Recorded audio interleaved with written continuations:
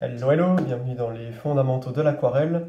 Aujourd'hui nous allons voir une technique qui à mon sens est fondamentale, qui n'est pas évidente à maîtriser, par contre qui est vraiment l'aquarelle dans toute sa puissance. Une technique qui une fois qu'elle est maîtrisée peut donner des résultats vraiment sympas. Cette technique ça s'appelle la technique du fondu.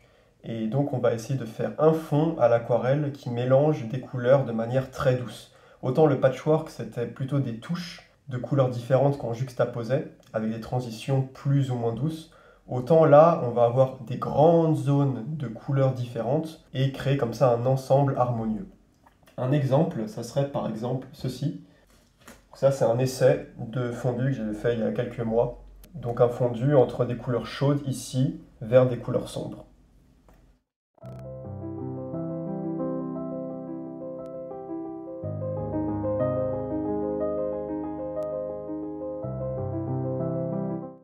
Alors, pour faire un fondu, là je vais utiliser du papier 100% coton. Vous pouvez utiliser le papier Monval par exemple, mais vous aurez des résultats bien meilleurs, plus lisses que sur du papier Monval. Je vous montrerai une comparaison à la fin de la vidéo. Donc là j'utilise du papier 100% coton et on va travailler sur un fond humide, pas gorgé d'eau mais humide. Donc je ne veux pas que le papier soit imprégné d'eau à cœur. Donc ce que je vais faire, c'est que je vais utiliser la technique qu'on avait vue il y a un petit moment, où je fixe le papier par effet ventouse, juste en mouillant le verso. Donc j'ai mouillé le verso. D'abord au spray, je vais aussi mouiller mon support. Bien généreusement. Je vais revenir avec un pinceau. Alors n'utilisez pas un pinceau aquarelle pour faire ça, hein.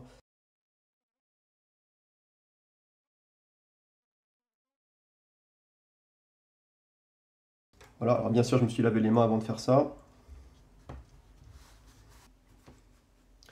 pouvez aller revoir la vidéo où je vous montrais les techniques pour fixer le papier. Là le papier ne bougera pas et je vais l'humidifier sur sa face recto.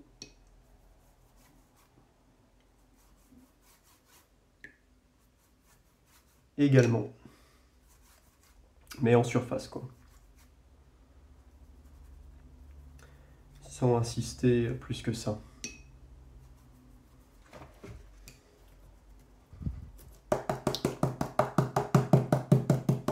Laissez tomber le surplus. Là, vous voyez, le papier est vraiment fixé par effet ventouse. Je peux le faire glisser comme ça, mais il ne va pas se soulever. Une fois qu'on est là, on va attendre un peu, parce que là, le papier, il est dans l'état mouillé, hein. Vous pouvez aussi revoir la vidéo où je parle de tous les états du papier. On va attendre qu'il passe dans un état plus humide où on voit le grain. Ok, en attendant que l'humidité diminue un petit peu, on va préparer ce dont on a besoin. Donc on va sélectionner nos couleurs à l'avance, bien sûr. Moi, je vais prendre une couleur assez chaude, une gomme goutte. J'utilise des tubes, c'est beaucoup mieux pour faire des fondus parce qu'on va avoir besoin de beaucoup de pigments. Et donc je vais en mettre une quantité généreuse ici. Si vous avez peur de gâcher vos pigments, de gâcher vos tubes, vos fondus seront ratés parce que vous ne mettrez pas assez de pigments et du coup ça sera fade. Hop, le rose on va le mettre à côté. Et ensuite j'utiliserai le bleu de phthalo qui est ici. J'ai pas envie de ressortir le tube, mais du coup je vais l'asperger généreusement. Donc si vous avez des godets et pas des tubes, aspergez-les vraiment généreusement jusqu'à ce qu'il y ait une petite flaque au fond de votre godet. Ou si votre godet est plein, soit vraiment très ramolli en surface. Donc voilà, j'ai 3 pigments. Peut-être que je peux réactiver, là vous ne le voyez pas, mais ici j'ai un dépôt de terre de sienne brûlée. Donc je vais la réactiver aussi. Donc l'idée ça va être de déposer ces couleurs dans des grandes zones. Et ensuite on va manipuler la planche. C'est pour ça que c'est important aussi que votre planche soit mobile. Ne fixez pas votre papier sur une table. Il va vraiment falloir orienter votre feuille pour que les pigments se fondent et diffusent de manière harmonieuse sur l'ensemble. Quand on commence un fondu, quand on est sur le point de le faire, on est souvent intimidé parce qu'on ne sait pas trop par où commencer. Et une astuce vraiment importante, c'est en fait de poser les lumières. Votre fondu, si vous travaillez comme ça, avec ce genre de technique à l'aquarelle, votre fondu, c'est ce qui va donner la lumière de votre œuvre. Je vous remontre encore un coup celui-là.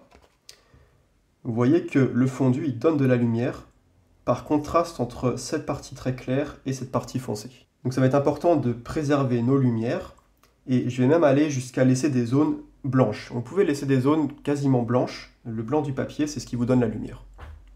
Voilà, après cette longue préparation, je pense que je suis à peu près prêt. Je vais juste passer un coup de lampe pour vérifier mon humidification.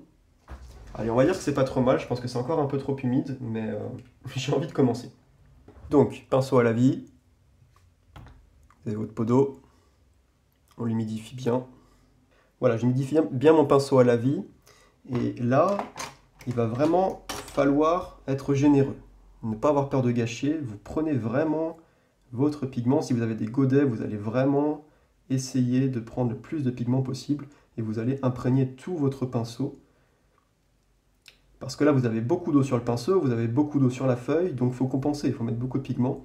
Sinon, ça va être raté, ça va être trop fade. Voilà, beaucoup de pigment, je vais reprendre encore de l'eau. Je vais légèrement orienter ma feuille, voilà, en la tenant comme ça. Et je vais y aller. Donc on a dit une zone très lumineuse ici, donc je vais même carrément laisser du blanc. Et je vais venir passer mon jaune comme ça, en caressant avec le pinceau à la vie. Pour cette technique, plus votre pinceau à la vie est gros, mieux c'est. Là, je joue un peu le jeu en utilisant celui que je vous avais conseillé. Il est un peu petit pour le format que j'ai ici. Ok, je dépose mon jaune comme ceci. Et je vais passer à du rose. Vous voyez que là, j'ai une transition qui n'est pas belle, hein. C'est pas grave du tout. Le papier est mouillé. On va pouvoir ensuite revenir, asperger avec le spray et créer une transition beaucoup plus jolie. Pour l'instant, on pose juste les couleurs et les lumières surtout. Allez, donc le rose, encore une fois assez généreusement. Vous avez vu l'intensité de la couleur que j'ai là? Ben, cette intensité va diminuer pendant le séchage à cause de la quantité d'eau assez importante que j'ai mise.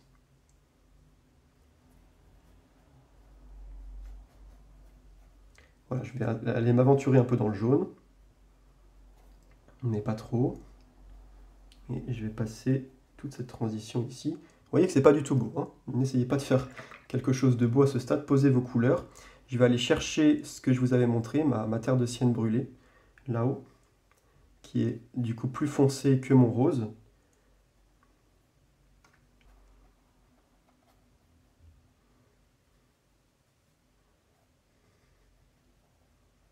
Et voilà, pas de pression. Même si vous êtes sur papier 100% cellulose, comme le Montval, vous avez le temps, hein, sur cette technique, parce que vous avez humidifié votre papier en amont. Normalement, vous avez largement le temps. Je prends un brun Van Dyck, vraiment violent là, pour avoir du contraste. Vous avez vu la quantité de pigment encore une fois? Et là, j'ai passé à quelque chose d'un peu plus bleu, bleu-violet, pour toute cette zone.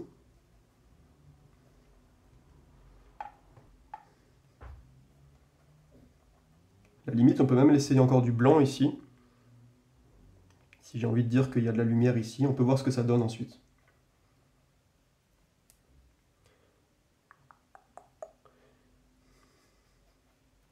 Voilà, je viens caresser. On peut s'aventurer un petit peu ici. Tranquillement, mettez vraiment beaucoup de pigments, j'insiste là-dessus. Allez, je le répète encore une fois, mettez beaucoup de pigments. Ok ? Je vais remélanger avec beaucoup de rouge. Je vais vous faire remarquer une chose. Alors déjà, je vous fais remarquer que je ne me précipite pas. D'accord ? Je prends mon temps, il n'y a pas de souci. Le papier est encore très humide. Je vous fais remarquer que la transition, vous vous rappelez la transition qui était moche avec le jaune, que je n'avais pas du tout travaillé? Et bien, en faisant tout le reste, j'ai laissé le temps au pigment de diffuser, cette transition est déjà beaucoup plus jolie. Et c'est valable pour tout le reste. En fait, ça se fait au fur et à mesure. À ce stade, ce que je vais faire, c'est que je vais prendre ma feuille et je vais commencer à l'incliner. Regardez par exemple ici, le bleu, quand j'incline dans cette direction, se diffuse et fait des traits dans cette direction. Regardez aussi le orange ici. En fait, tous les pigments, voilà, ici par exemple, vont dans cette direction. Mais je ne veux pas forcément donner une direction unique à cette œuvre.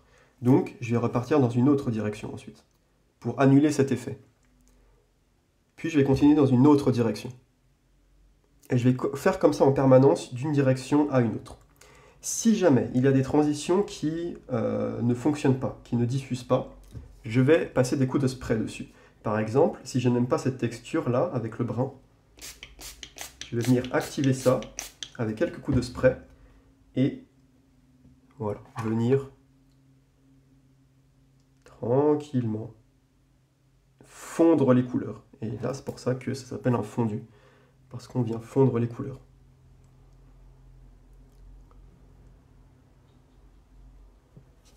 J'espère que vous voyez bien que c'est pas flou, c'est difficile de filmer. Là, cette grosse tache rose, j'aime pas trop, elle n'est pas assez fondue, donc je vais venir l'activer et la faire partir dans le reste. Attention avec le spray, avec modération le spray, parce que si vous mettez trop de coups de spray, vous allez apporter beaucoup trop d'eau et vous aurez un rendu qui sera fade. L'eau est là comme support pour que les couleurs se fondent, vous en avez besoin, mais c'est votre ennemi si vous en mettez en trop grande quantité. Et d'ailleurs, si vous avez des rigoles qui se forment comme ça, au bord de votre feuille, prenez un mouchoir et venez la ramasser. Voilà. Contrôlez votre eau tout de même.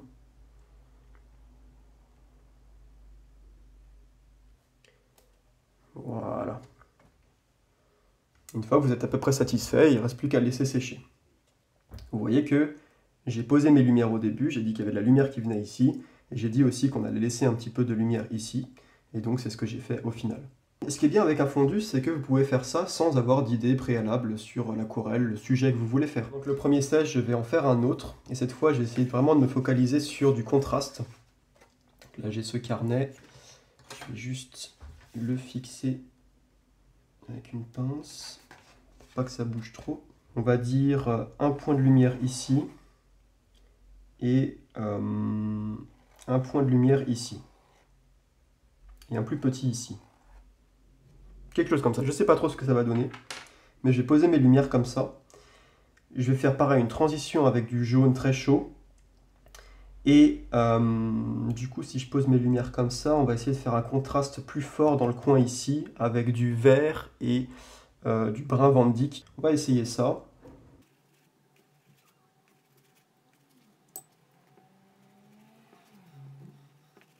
Voilà, là je pense qu'on est pas mal. J'ai essayé de vous mettre un peu tout dans le cadre.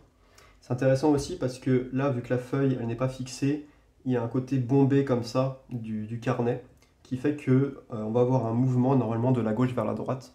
Ça peut être intéressant. Donc allons-y, pinceau à la vie. Beaucoup d'eau, beaucoup de pigments. Voilà, vous voyez là, hein. J'hésite pas à aller vraiment plonger mon pinceau dans le pigment, puis reprendre de l'eau et refaire ça pour que mon pinceau soit vraiment plein de pigments et d'eau. Et donc là, j'avais fait mes cercles que je vois encore. Et donc on va hop, le faire comme ça, autour de ces zones de lumière. Renforcer un petit peu en mélangeant avec mon rose là, ici aussi.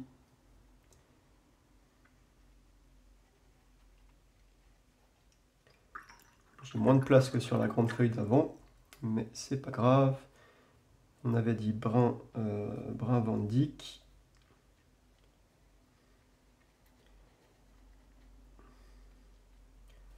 On va venir poser ces choses-là. J'ai pas assez de pigments là. Et vert sapin.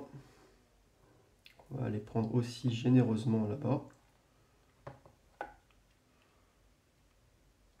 Vous avez vu les effets, là ça se diffuse.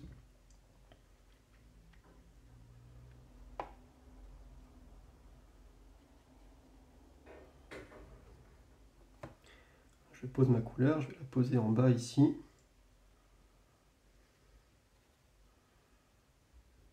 C'est vraiment important de ne pas chercher à faire quelque chose de beau à ce stade, mais de se focaliser sur les contrastes et la lumière. Là je renforce, vous voyez, je renforce le contraste ici. Parce que c'est en renforçant cette partie ici que les parties dans la lumière vont paraître très lumineuses. Je vais même mettre du bleu au milieu comme ça, pour voir ce que ça va donner. Allez, et là on y va. Tranquillement, on va déjà commencer à voir ce qui se passe, à quel point ça bouge. Ok, ça bouge pas mal au milieu, c'est intéressant. Ça bouge pas dans ce coin là-haut. On va forcer un peu les choses, ça va aller. Hop là, une belle diffusion vers le bord, je vais aller récupérer l'eau.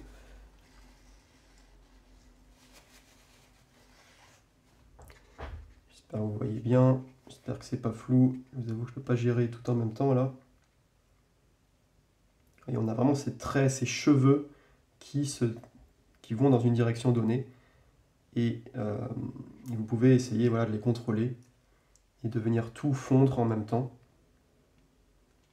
J'ai rajouté des petits coups de spray ici. Pas trop, hein. Toujours dangereux le spray, toujours très dangereux. Trop de coups de spray et vous avez un résultat fade. Regardez le rouge là-haut, très intéressant ce rouge à côté du vert, les deux vont se diffuser. J'essaie de gérer cette transition ici.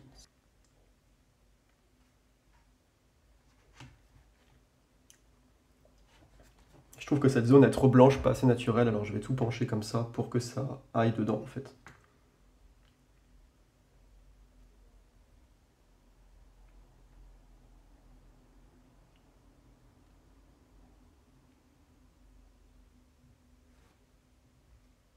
Hop, et on va faire remonter les choses.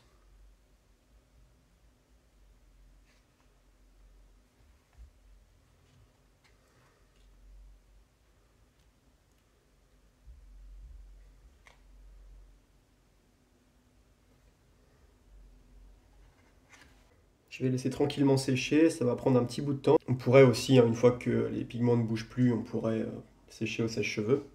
Et en attendant que ça sèche, je vais vous montrer, si vous voulez explorer cette technique en profondeur, un livre qui est vraiment bien, qui va droit au but, pas beaucoup d'explications, mais les aquarelles sont magnifiques et c'est vraiment intéressant pour toutes celles et ceux qui veulent travailler dans l'humide avec des techniques de fondu comme ça. Donc aquarelle, peindre avec ses sentiments, Maryse Demey.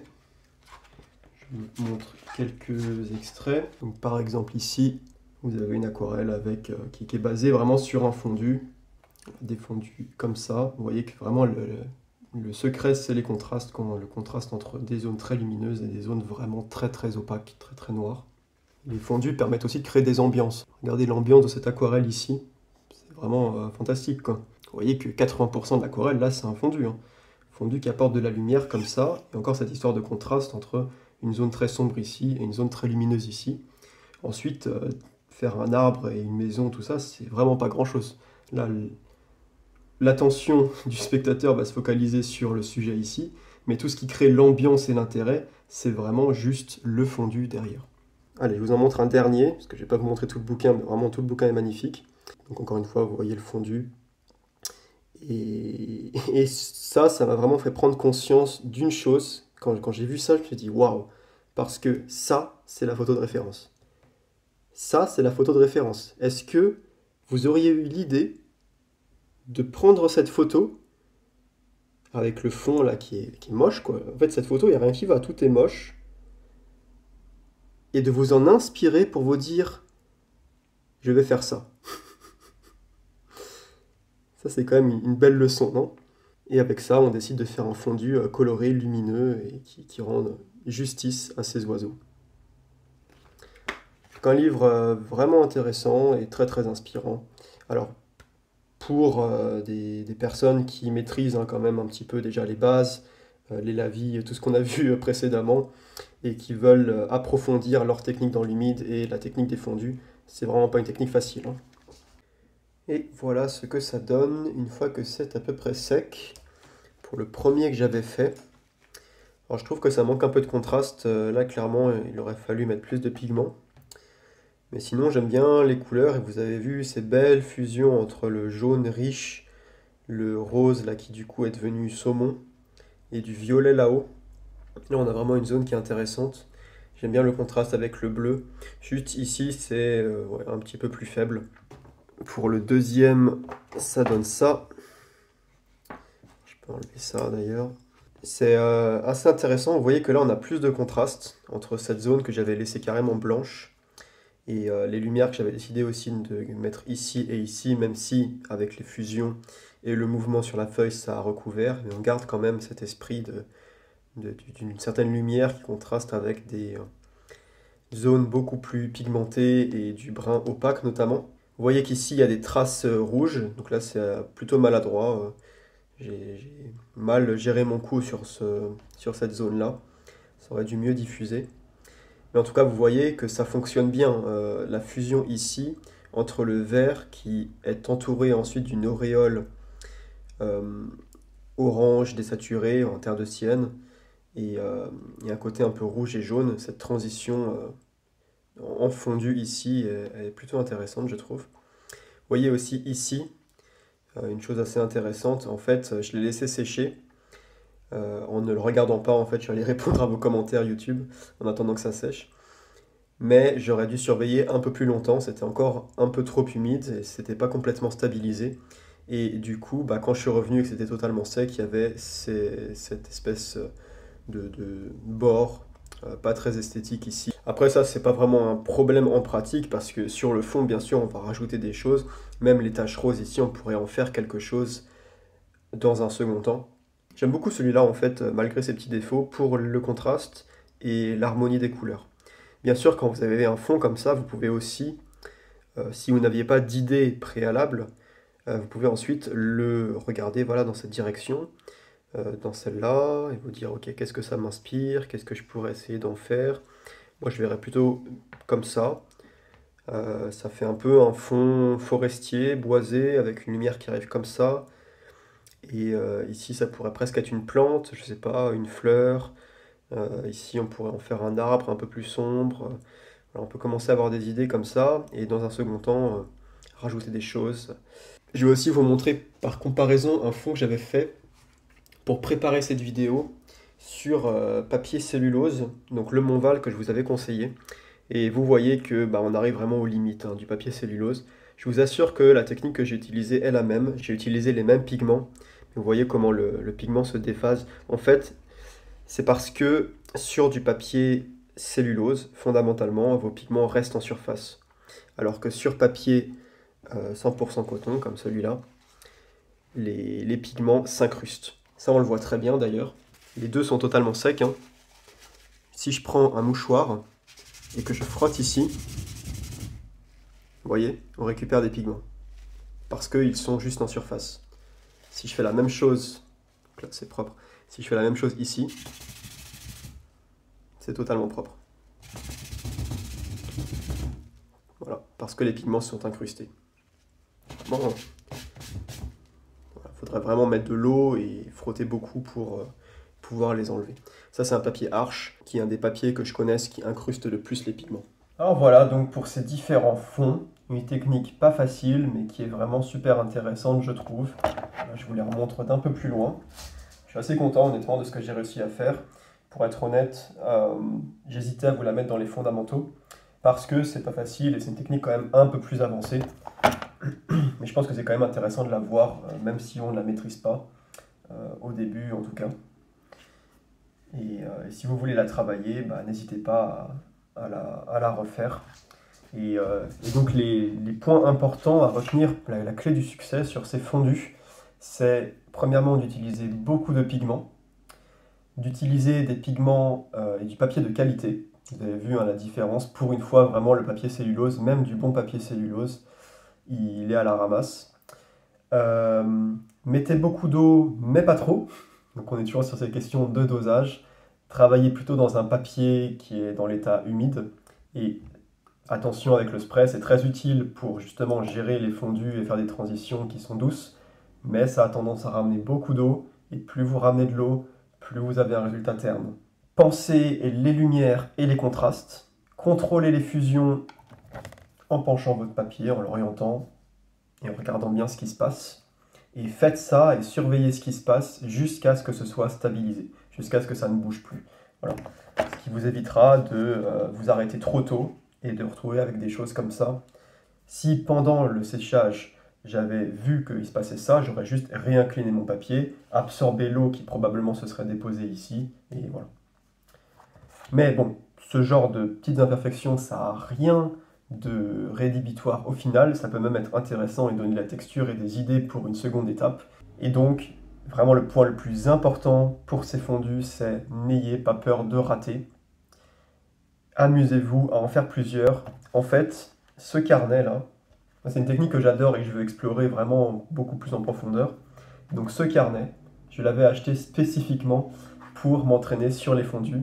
Et donc on vient de l'inaugurer avec un premier fondu dont je ne suis pas du tout mécontent. Donc voilà, j'en ferai d'autres dans ce carnet. J'espère que cette technique vous a plu, que ça va vous inspirer. Et je vous donne rendez-vous pour la semaine prochaine où on verra les glacis.